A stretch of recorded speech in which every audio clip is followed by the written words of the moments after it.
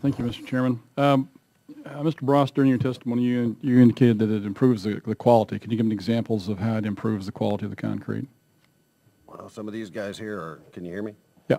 Probably much more qualified technically. I know Yeah, well, I want real world experience. That's what All right, we're well, here. We're here to real world folks. when you use fly ash, in most instances, you get a higher strength material. So, and it's also more durable.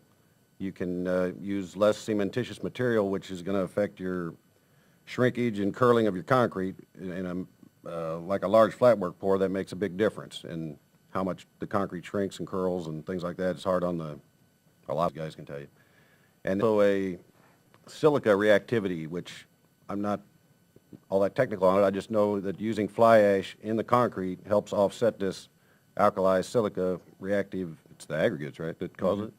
And well, you've got this problem with it in Pennsylvania, I know, and a lot of Texas, a lot of places around the country. Whenever you're working with it and you're handling it and you're putting it into your mix, what are the things that you do to protect your people and the environment? Sort of controls on that? Would you just elaborate just for a second? Well, it's all controlled. It's airtight, basically. You have hoses hooked up to your truck before you open any valves.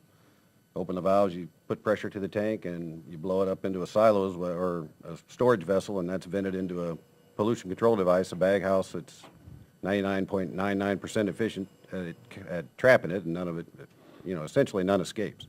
So basically, handling it is not a problem either. No, sir. Not at all. Okay, so, and it's never been the scientific stuff here is, I let me just wrap up my thoughts here. I mean, the EPA folks are still here, and I think you've heard the testimony of the folks in the real world who deal with this every day. And we don't have any sound science that says this is a bad product. During the testimony, EPA mentioned that agreed that it's an impoundment problem. I think that's where we need to focus. I do have a concern about Mr. Benson and Mr. Gurman mentioned that the EPA has pulled from their website information on recycling of this. Is that correct? I would certainly like to know why EPA pulled that from their website when there has been no definitive ruling about this. I think it's very important. We're talking about recycling and something here that I think is important to the environment.